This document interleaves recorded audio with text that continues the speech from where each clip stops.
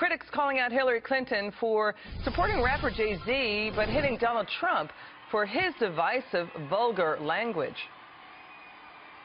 We have a woman who is an inspiration to so many others. I thank her.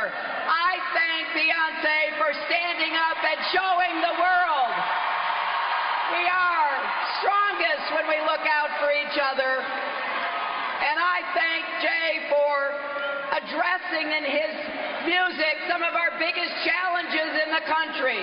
Poverty, racism, the urgent need for criminal justice reform. Donald Trump today slamming Hillary Clinton for the double standard. We don't need Jay-Z to fill up arenas, you know. And I actually like Jay-Z, but you know the language last night. Oh, he used every word in the book. I won't even use the initials because I'll get in trouble. He used language last night that was so bad. And then Hillary said, I did not like Donald Trump's lewd language. My lewd language. I tell you what, I've never said what he said in my life. Let's take this to Vice Chair of the Trump National Diversity Coalition, Brunell Donald-Kyei. Good to have you on, Brunell. God bless you. God bless America. Thanks for having me. Is Trump right? Is there a double standard?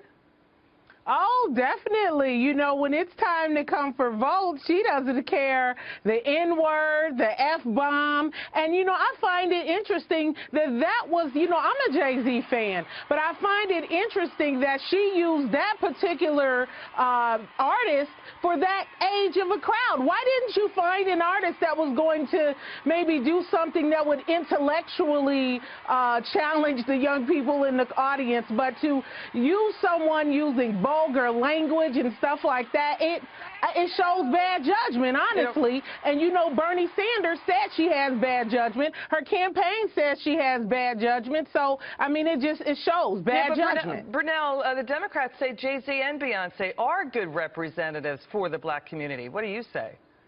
Well, what I would say is, like I said, I'm a fan of both, but what I would say is this. The language that was used, the F-bomb and the N-word, that was just ridiculous. It just makes no sense. What she's saying, you know, Trump is a racist and he uses these divisive words, but the words that were used to be put into the ears of our young people yesterday, that wasn't right. You know, it's just sad. It's sad that she's so desperate for black votes that she thinks that putting on a show for them is going to make up for the fact that the president and her didn't do anything for the inner cities of Pennsylvania or anywhere in this last 8 years, and the last for her since 2010. You know, so we've got experts saying that, you know, to get basically to close out the race and to really win, you really do have to turn out the black vote. That will put you over the top. But the Clinton campaign is saying they are getting the black vote.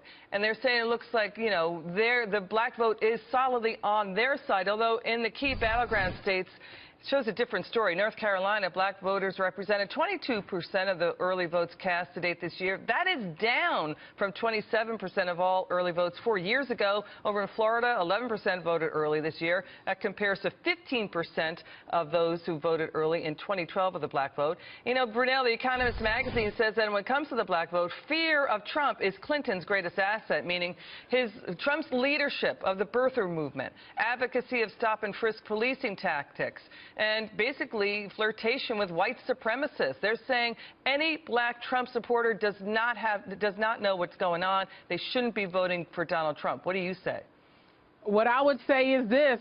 We know Hillary Clinton's campaign and supporters were behind that birther movement. And also remember when Hillary Clinton was running for president against President Obama, WikiLeaks said she put out, you know, they were trying to put out that he was a cocaine addict and that he was a secret Muslim. And not only that, Hillary Clinton's mentor, Robert Byrd, was the Grand Wizard of the Ku Klux Klan. So this is what I'm going to tell you. They're trying to use fear to get the black vote. But what I will say to my fellow African-American citizens. If you really want to know what President Barack Obama and Hillary Clinton did for the inner cities, go into they're saying inner cities, go to the ghetto in your battleground states and look and see how your fellow Americans are living. They are hopeless, they are hurting, and they feel left behind. Take your vote. Even if you are registered Democrat, a lot of the states are split tickets.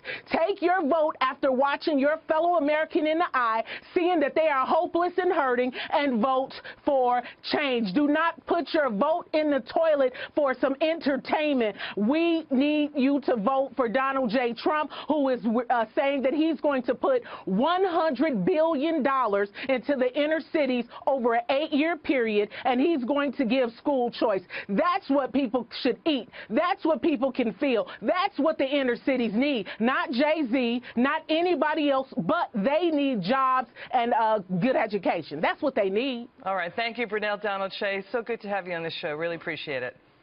Thank you so much. God bless you. You too.